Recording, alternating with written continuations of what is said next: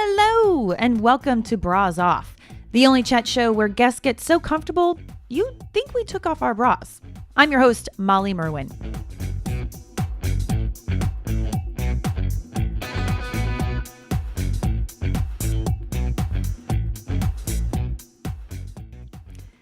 How are you? Good, I hope. Thanks for joining me on our very first Bras Off episode. So, what is this? Where did that name come from? Well, ladies, as you know, there is nothing better than coming home, taking off your bra, getting cozy with some wine, beer, or cup of tea, and have a chat with a friend, and you have a good day. In addition to being host of Bras Off, I'm an actor, and I love telling stories and, more important, listening to them. And that is what we're going to do on Bras Off. This is definitely a chat show, not an interview show. So there's no list of questions, no agenda. We're just going to sit down, have a chat, and learn where some amazing, trailblazing, and all-around fascinating women came from, how they got where they are now, and how they tick. So get comfortable. If you have a bra, feel free to take it off. At home, in the car, on the bus, on the tube, whatever you need to do to get cozy and listen to a chat with some amazing women. The guests, not me. Our first Bras Off guest is comedian, Olivia Award winner, BAFTA winner, and all-around amazing person, Ruth Bratt. In London, you can see her in the Showstoppers the musical on the West End. She also appeared in Derek and People Just Do Nothing. I can't tell you how giddy I felt after talking to Ruth. We had such a fun chat about the UK versus the US in the 80s, how she really didn't think of performing and entertaining as a profession at first, how working with women is really the best thing ever, and society's pressures on women and their desire or not to reproduce. I literally could have talked to Ruth for hours. You can probably tell. Enjoy. I mean, there's definitely accents here. I mean, I think it's so the reason why it's so kind of much more obvious in the UK is because it's so tiny, right? So if you think England can fit into Ohio, right? That was what I learned when I was like, oh my goodness, this place is huge.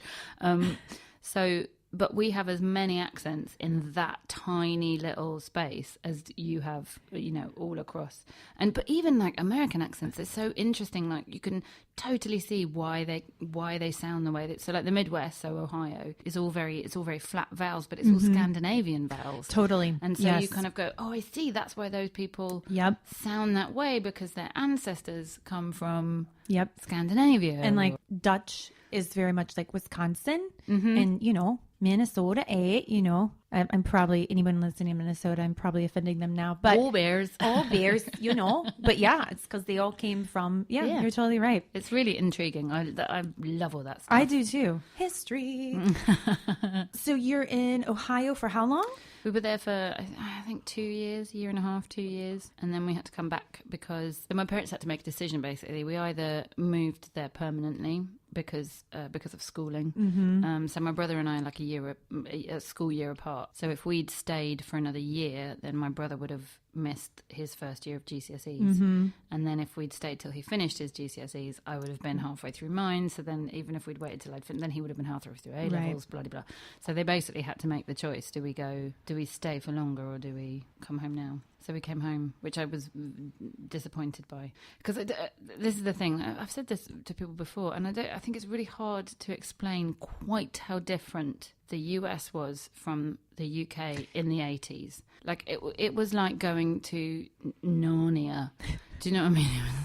It was like paradise. The fact that there was a Baskin Robbins that had 33 flavors of ice or 31 flavors of ice cream, and we had 4 basically, because we had chocolate, vanilla, strawberry, or Neapolitan, which is a mixture of the 3. That was your choice, right? Or maybe a raspberry ripple if you were really lucky.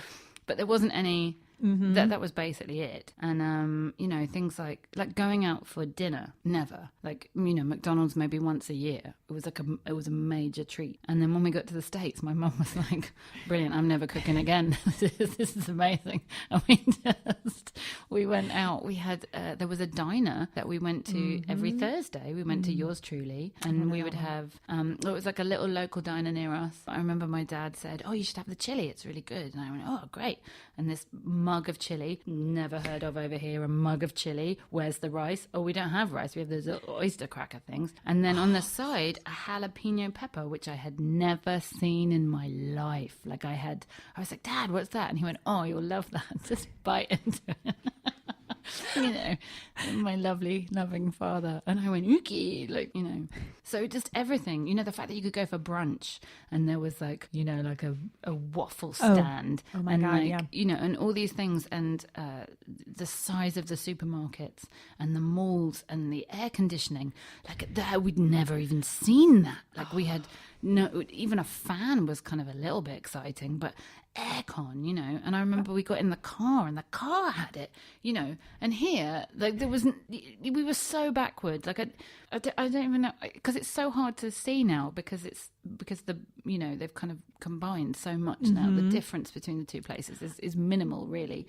But in the 80s, it was stark, mammoth, and it was so obvious, the difference. Do you think, not to be political, do you think some of that had to do with the EU and getting, because the reason I ask is my stepmother-in-law was here in the early 80s, and she's like, it wasn't that interesting to her, and she's a big foodie, she loves, you know, cuisine, and she said just wasn't existent here.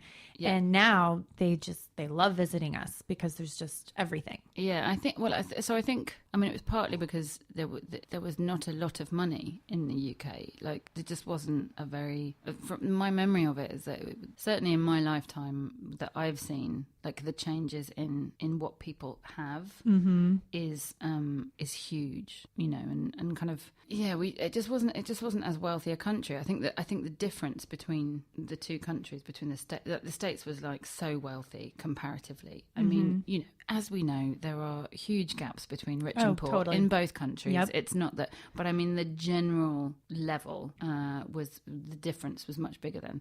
So I think, you know, and also because we'd had Thatcher for so long, and, you know, and it was a pretty depressing place. You know, when you see pictures, right? You know, when you see pictures of the 70s and 80s, and they're kind of that washed out kind of brown, they're all a bit brown, and you think, oh, was that just the kind of film? No, that's the colour. That is the colour of my childhood. Is this kind of slightly brown, reddy brown, grey, like that. That's kind of how it felt. Whereas when we were in the States, it was all like, what? It was like going to, you know, the Wizard of Oz. It was. We're not in Kansas was UK and Oz was the US. Yeah. Where do you think the change for the UK came? Do you think it was like the 90s was like the big turning point? You know, there was just the 90s seemed to really. The 90s was a good time. It was a pretty good time. We didn't know how good we had it. No, we really didn't. You know, I look back on it and I go, oh, that was fun. Britpop and raves and all that stuff. All the good stuff. I know. And now it's like, is the world ending? Yeah. I mean, yeah. But, you know, I'm still buying things for the future, just in case. Just in case. Swimsuit on sale? You never know. Summer could come again. Young Presenter of the Year Award. Do you dream of being a radio host? If you're a boy or girl aged between 13 and 17, this is your chance. To enter, just record a 1-minute clip talking about what hopes you have for the future of women in society. Do you dream there'll be a female president? Will Beyoncé still be in the charts? Make sure you start the clip with your name and age. The winner of Young Presenter of the Year will receive a trophy and will spend a day with Women's Radio Station learning how to present with their favourite host. They'll also get a 2-day radio training course in a recognised institution. To enter, visit our website, womensradiostation.com, for more information. Hi, I'm Isabel McNerney and I'm 13 years old. So, what are the hopes I have for the future of women in society? It's strange, really, that the topic of how women are treated is now in the news headlines. The recent scandals in Hollywood have provided a special moment in history, allowing women to speak out against unfairness, injustice, and abuse. Since the age of 6, I've always loved drama and performing. Having heard the stories over the past few months, it's my hope that a new dawn is now breaking, and women will no longer have to be subject to indignity to be successful. I applaud the women that had the bravery to speak out and start this change, and I hope that the entertainment industry will now be a guiding light for equality and fairness. changing the attitudes of men and women permanently. So, I hope that women in all walks of life can look forward to a future of fairness and real equality that will make the world a brighter and more diverse place for us all. Women's Radio Station can give a voice to your brand with a wide range of sponsorship opportunities, including individual programmes. We can tailor your experience to you. For more information on how you can sponsor a show, go to womensradiostation.com. Women's Radio Station, the voice of women's music worldwide. We want you to tell us the women's music from around the world we should be listening to. Any genre, from classical to rock on a global scale. To send in your music suggestions, visit our website, womensradiostation.com. Our adverts are recorded by the businesses themselves so that you can hear the people behind the brand. Women's Radio Station. Advertise here. A City Law Firm. We are leading, innovative and multi-award-winning solicitors in London. But why choose us? Well, unlike traditional law firms, we think outside the box. Our advice is accessible from anywhere, even your own home, due to our online video conferencing. Are we expensive, you ask? Well, we are in the City of London and listed in the Legal 500, but our fees honestly do not reflect this. Competitive and often fixed, we rival many of our competitors on fees. We're company commercial lawyers that help startups scale up. Those of you seeking funding for your business, we get you ready for investment. As personal lawyers, we offer family legal support from divorce to child custody, all the way from surrogacy to employment and wills. A City Law Firm. Our people set us apart. Contact us on 0207 426 0382, www.acitylawfirm.com. We're waiting for your call. Let me tell you about Jermyn Street Theatre. We are the smallest theatre in the West End, only 70 seats. We are a registered charity and not grant-aided, run by a small team of volunteers and trustees. Jermyn Street Theatre is a hidden gem. It combines the comfort and convenience of the West End with the intimacy of a studio. Every seat has a perfect view of the stage, and even a whisper is audible. Every seat is a premium seat. This is a secret theatre in the heart of the West End, once found, never forgotten. This is where careers ignite, where playwrights take risks, where great actors perform just feet away from the audience. This is where magic happens. We would love you to join our mailing list or become a sponsor or just buy a ticket to one of our shows. The website is www.jermynstreettheatre.co.uk. WRS, Women's Radio Station, voice of women worldwide. You're listening to Women's Radio Station. Take that bra off or whatever you need to do to get comfortable in the tube, at home, on the bus, whatever. You're listening to Bras Off. I'm your host, Molly Merwin. So your parents make a decision. You come back to the brown UK. The brown UK. The orange and brown. And went to a school that had a brown uniform just to add insult to injury. Oh my Lord. That was bad. Yeah. Was it a big deal back in Cleveland that you didn't have to wear a uniform? Did that matter to you then? Oh, that didn't really matter to me then. No. Because I was kind of used to it, and then I was just so used to it. It didn't, when I came back, I was like, oh, well, there you go. Yeah. Because you have for your whole childhood, The good times are over. Yeah. Back to a brown uniform. Back to brown, which was horrible. And I also I don't think I fit in when I got back. How so? So I went back to the school that I'd left. So because of the way the school system works here, I'd done my primary school, and then I'd had a year at senior school. So I'd had a year at my new school, and then went to the States. And so then when I came back, I did have friends. It wasn't I didn't have friends, and I'd kept in touch with everyone, and it was fine. But my best friend, my very best friend, had left because her mum had got a job at a private school in Sevenoaks, and so she could go for free. Yeah. And so her mum was like, "Come on, this is what we're doing." And she'd been really unhappy at the school when I wasn't there, and so when I got back, she wasn't there. So that was kind of a bit like, "Oh, this is rubbish." And I just wasn't having it. I wasn't enjoying it at all. And then weirdly, it turned out, so my mum and my best friend's mum were really good friends. My mum was also a teacher. And it turned out that one of the teachers at this new school in Sevenoaks had taught with my mum years before, and they needed someone to cover for maternity leave. And so my mum went in, and which meant that I could then go there Yay! for reduced fees. And my dad, my quite left-wing liberal father who really hated the idea of private school, was like, oh, and I guess so. Like, just really swallowing all of his principles. Wait, so then you went back, then you got to be with your best friend again? Yeah, I got to be with my best friend again. But we were really this is not, so a lot of the people that I went to school with were really lovely. This is not about them. They were really lovely people. But we were like fish out of water. So we were from the other side. That was what they called it, because we were from the other side of the Sevenoaks Railway Tunnel, because that was, that was the posh line. We were kids of teachers. Luckily, both of our mums were liked, so we didn't have to deal with that particular nightmare. I'm a teacher's kid too. It can be, if they're not liked, it's tough. But if they're liked, it's kind of a bit easier. I feel like my mother was, some people loved her. And I don't want to say, it wasn't just she was hated, but she was a hard teacher. She was feared. She was definitely respected. And she's going to be listening to this, probably laughing, I hope. But yeah, she was not an easy teacher. Like, you went in there and she was, much like she was as a mother. Yep. And so some people are like, oh, Miss Martin's your mom? Yeah, we were pretty lucky. The problem is me and my mate B were really naughty.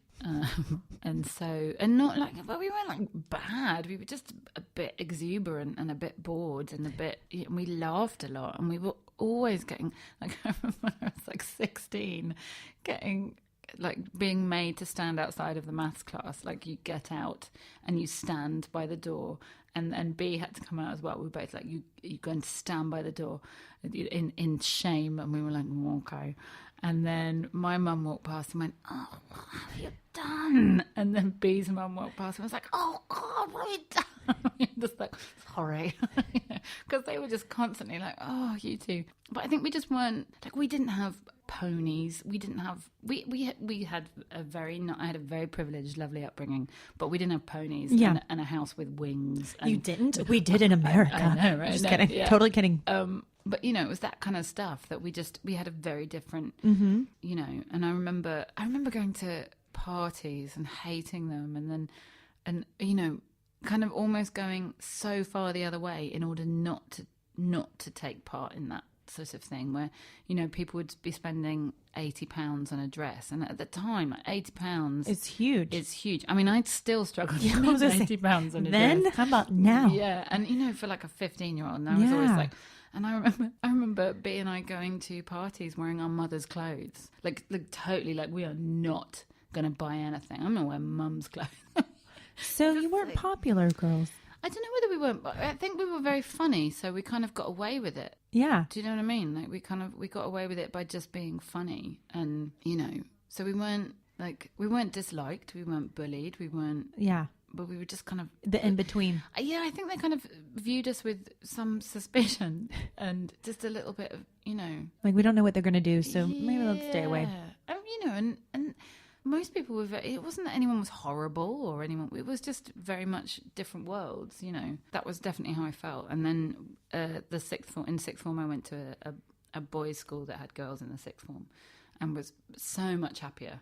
That was a great school. But until then, I'd just been like this fish out of water. And why do you think you were more happy at the boys' school? I think it was a more mixed bunch. So it's the brother school of the school I was at, but it's a much more mixed school. They had way more like assisted places and scholarships and bursaries, and it was in Eltham or near Eltham. So it was in London. So it was just that little bit. Mm-hmm. It's a tiny distance really, but it's quite a big chasm between London and Kent.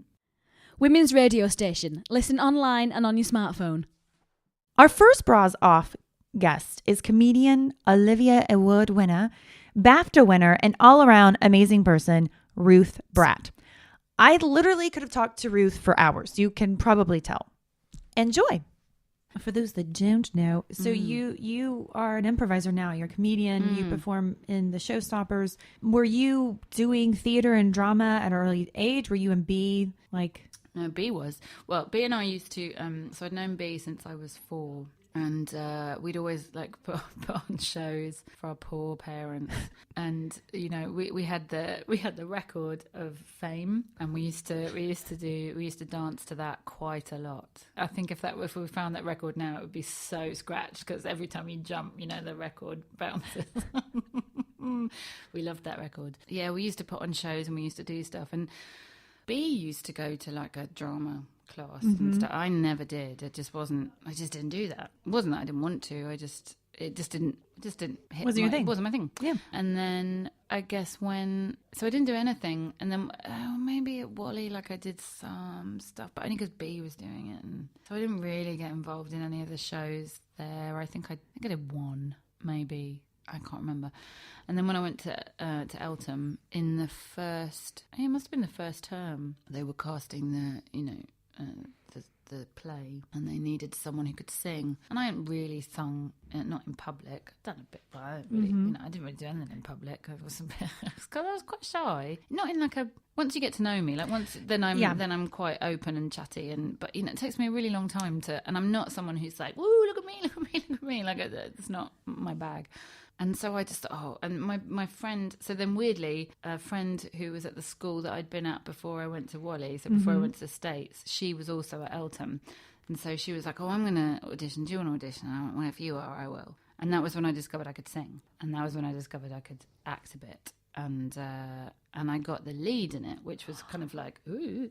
And then they kind of fostered that. Like they really, you know, we used to do these every term. They called them fireside performances. And in the big kind of central hall of the school, there's like a big massive fireplace, and they'd put a stage in front of it, and you do a fireside performance, and they'd have a theme, and then they do, you know, so we did sketches from Monty Python, and you know, just dumb stuff. And it was, you know, and the chamber choir was there, and you know, so that was when I kind of got into it. But I still didn't think I was going to do it. I still just thought it was really fun, and I really enjoyed it.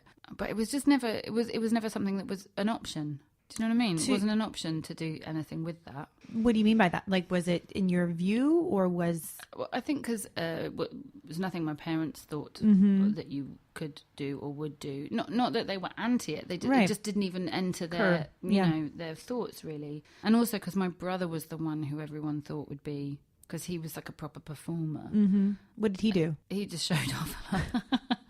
He's just way more gregarious than me, way more outgoing, and as a kid was into everything. And he did like all the school plays from like the get-go, was like, you know, in them all. And you know, so he was just very much but even him, they didn't think it was going to be a performer, but you know, he was the one who, if anyone had thought anyone would be it would be him. And what does he do now?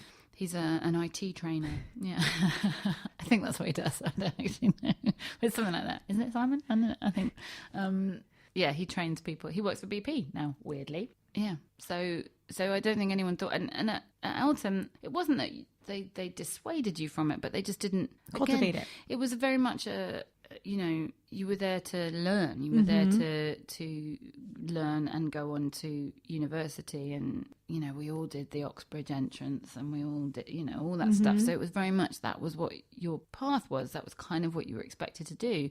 And not in any kind of, you know, not in any kind of Dead Poets Society kind of way where they wouldn't let you do anything else. It just wasn't even, it just wasn't kind of discussed that you would do that. Yeah. Although weirdly, quite a lot of people from my year have gone into very artistic careers, you know, be it as artists or as, you know, actors or performers. So it was definitely a year that had that, you know, potential. Something in the water. There was something in the water. It was a really fun kind of group of people who were all into all that stuff. And so, yeah, I still didn't think about it. And then I went to university. I had a year out. I was a secretary for a year. What did you study at university? I went to do English and hated it. So I did like 2 weeks of the English course and was like, nah. So I did American studies. And then in my second year, we had a semester abroad, and I went to Middlebury in Vermont, which was just lovely. It was lovely. I've never been to Vermont. Oh my goodness, we were there. So we were there the autumn to winter. I do know you were in a good time. Oh, the best time. So it was beautiful when we arrived, like just fall colours and, you know, amazing. And then by Thanksgiving, it was snowing like you wouldn't believe. It was just beautiful. It was really one of the most beautiful places I've ever been to. And while I was there, I joined so when I went to university, I went to Nottingham, and I joined their theatre, their theatre company thing, and did stuff, and it was all fun.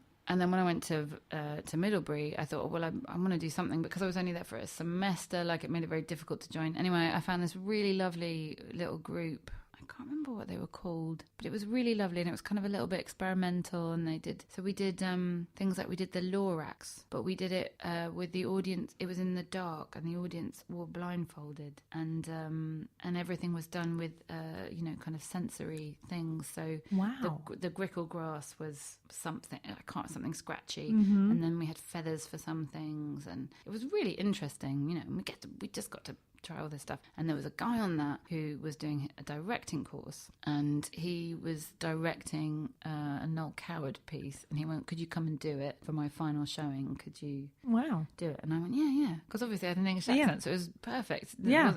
So I said, yeah, of course I will. And so we did the thing, and his tutor said to me, who are you? And I went, oh, hello, I'm from London. And he said, why are you here? And I was like, well, I'm just here for a semester. And he went, well, why aren't you doing any of my classes? And I went, oh, because I'm not allowed to. I have to do the history of American women.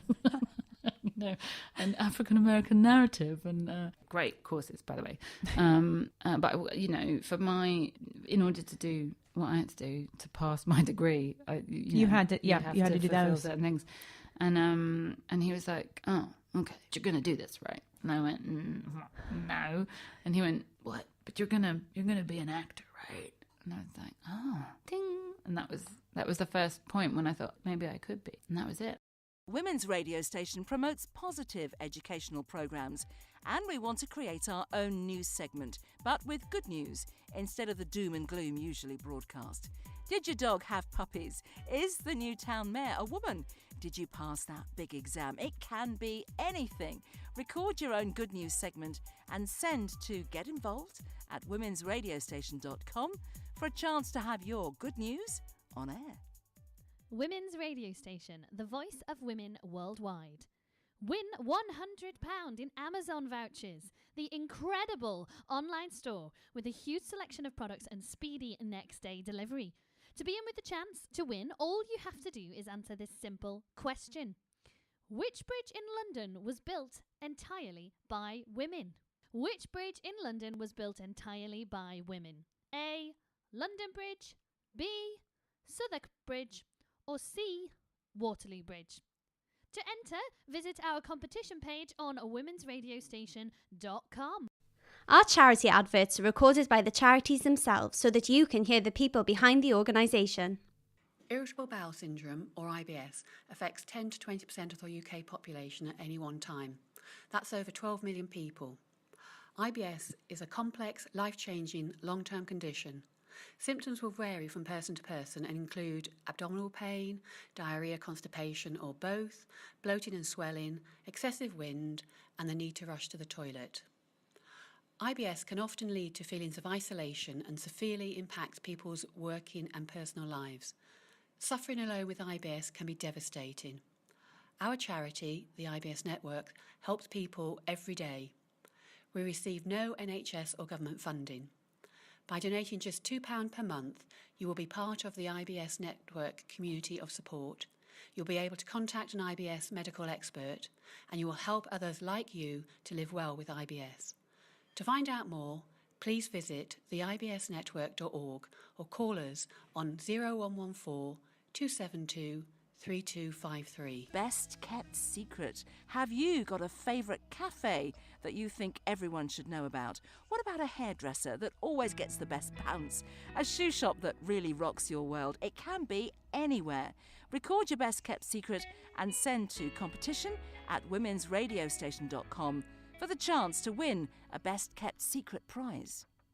Promote your brand here on Women's Radio Station. Hollywood Babes is a unique ladies' wear boutique situated in Thought Bay Broadway in Southend-on-Sea. We carefully select all our lines and offer you only the very best in women's clothing. Here at Hollywood Babes, we ensure you look and feel the part. Whether it is for a special occasion or loungewear, we can help you find that special something to make you feel $1 million. So pop on down to Hollywood Babes, Thought Bay Broadway, Essex, and get ready to be styled.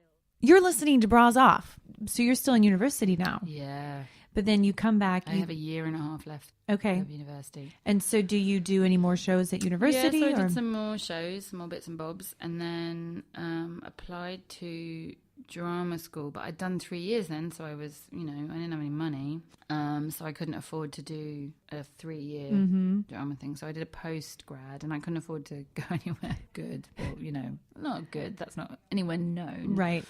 So I went to a small place called The Bridge and did a year there, which was great. And then that was it. And then you become a secretary. Yeah, so I was I'd done a secretarial course when I was in my year out. So, always have something to fall back on, right?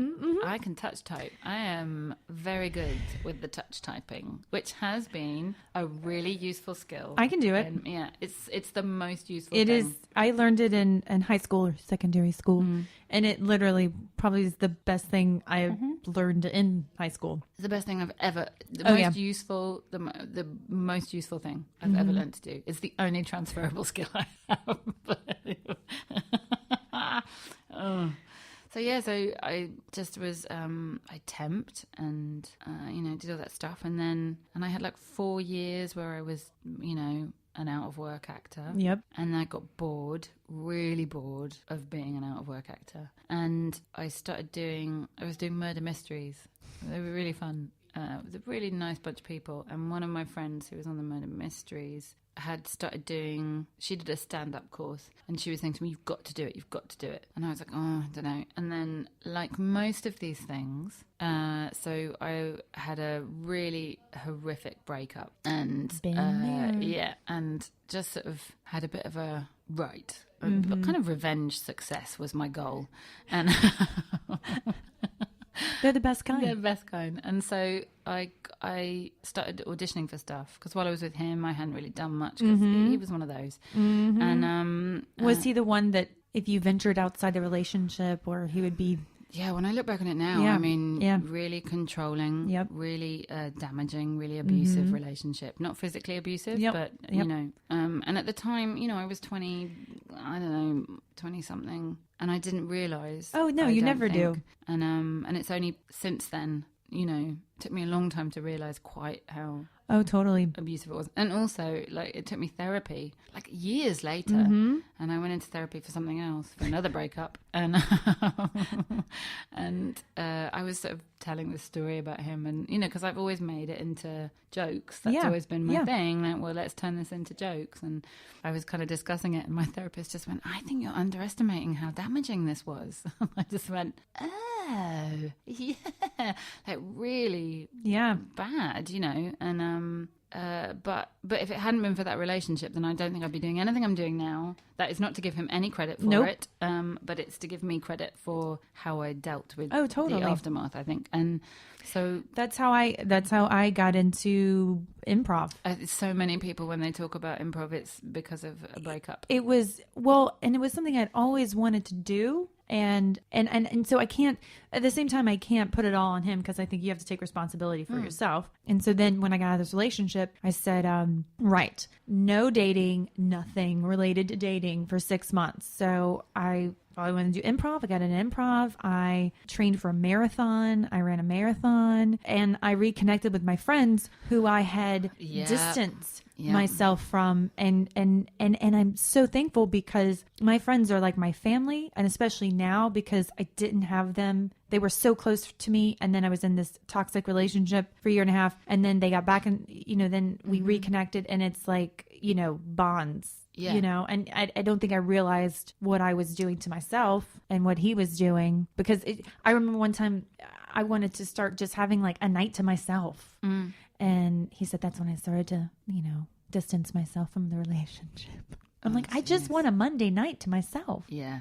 Anyway. Yeah, no, I mean, but all those things are kind of you listen to yourself saying those things, and you go, oh God, if only I could have told my 20 whatever self what was happening.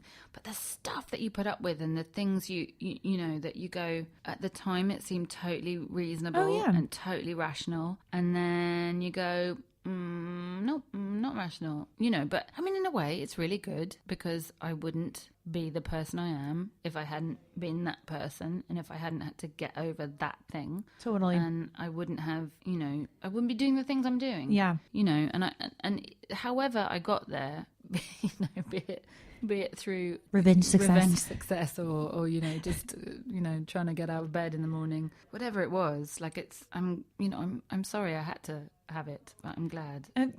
I'm glad with how I dealt with it. Oh, totally. And I know I can say for me and I think it made me a more understanding person, because I think before my situation, I would maybe judge others when they would stay in a relationship too long, and or how they handled a breakup. And then I was with this guy, and I knew I should have gotten out of the relationship months before I ended it, and I didn't. And it's like, okay, I needed to be humbled. I needed to go through that. I needed to know, this is what happens. Yeah. This is what happens, WRS, Women's Radio Station, Voice of Women Worldwide. You're listening to Bras Off. Oh my God, I love that show. I love that show so much. We love that show. It's just so smart, and there's something, the more we do with just women, and I love my men, I love my showstopper men, and I love my improvising men, but the more we do with women, the more I think there is something in this with just women working together. Because I'd always believed what you're told, that women can't work together, that it will descend into bitchiness and backbiting and all that stuff. And in every project I've done where it's just women, that has not happened. Nope. It just hasn't happened. There's there's a way that women talk to each other. There's a way that women work with one another. That means even if there are problems, and even if they're problems that you don't vocalize, you just work around them, and you find your ways of working around them. We've been talking a lot on this a lot recently about what is it that makes, especially improvising, what is it that makes women good at it? And women are really good at it. They are really good at it. There are more women in Showstopper than men. Yeah. That's partly because Adam and Dylan have always said they want to have equal cast. So they always want 3 and 3. That is what they're aiming towards at all times, that you have completely equal cast. But actually, we've ended up with way more women than men. There are fewer, and every time we audition, we always get more women, always. And the men are harder to find, and know. And I think I think there is something, and I hate to say it's inherent, but I think because of how women are socialized and because of how we've learnt to be, so we do listen more. Yep. And not because women are genetically predisposed to it. I just refuse to have that, but that we are socialized to it because we are so used to being talked over, and we have socialized listening, and we learn all the skills that you have to have for and the skills of dropping your ideas and and going with someone else's idea and all that stuff that we have to do just to survive is all very useful in impro. And because of the way women communicate, and I do think men and women communicate in a different way, whether that's biological or whether that is socialized and learnt. I imagine it's more the latter. Because of the way we communicate, it's a way more suitable a communication form that is suited to improv than to, say, stand-up. Yeah. I do believe that stand-up is very much a male form of communication. Not that it can't be female or that it can't be, but because of the structures that we have in society at the moment, that's very much a male way of communicating. And improv, to me, seems like a way more female way of communicating. But also, when you get all female improvisers together on a stage, there's a connectivity and a support that is way more exciting than when you have a mixed group. Totally. I was in a show recently, a play, and it was all women. It was supposed to be an all-female The People versus Donald Trump, and it ended up being 2 males in it. But it was interesting, the dynamics, and I just loved working with those women. And it Yeah. was just amazing. We had a female director, we had a female tech, and then most of the cast was female. And it just, to this day, is one of the funnest plays I've ever been on. It totally changes the way you. I did a film recently, a really brilliant film called Weirdos. It's basically the Macbeth witches, but they're not witches. They're just women. Mm-hmm. They're just women. Mm-hmm. But because of because they're just called witches because they don't have men around. So all the men are like, well, what are you? You must be witches then, because there's nothing else you could possibly be. And they're not. But in order to kind of get around the world and get around, live in the world, they kind of become witches. It's a really brilliant When film. does it come out? It's a short film. It was sent around the world on it was the Shakespeare 400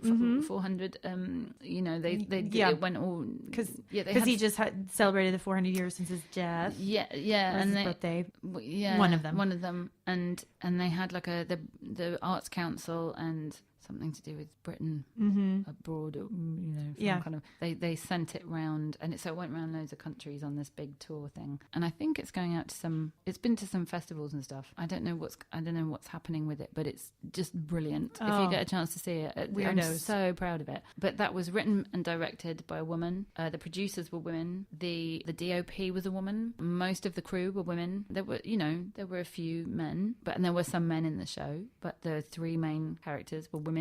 And you play one of the weirdos? Yeah. And it was in many ways like it should have been appalling, right? It should have been the worst shoot ever, because we were in Cheddar Gorge up a hill. There was a cave halfway up a hill, and it was when one of the big storms came through. So it was freezing cold. It was February, I think. We were wearing like 11th century clothing, so it was freezing. Yeah. And on the evening of the first day, the storm came through. It was like Gloria or whichever one it was, and it came through and it basically washed away the hill, so we couldn't get up to the cave anymore, which meant we lost half a day. So finding a new cave, which we couldn't do some of the stuff in because there was a bat in it, and bats are protected and you can't have smoke and stuff in there. And that should have been the worst thing. Yeah. Like, that should have been but it was an absolutely lovely experience in many ways. I mean, exhausting and cold, and but there was something about it that made it, and I think it was because it was women. It was all women working together, with some men who were wonderful too, but female led, and that seemed to create some kind of just an ease. Catch up with more Bras Off on womensradiostation.com. I'm your host, Molly Merwin.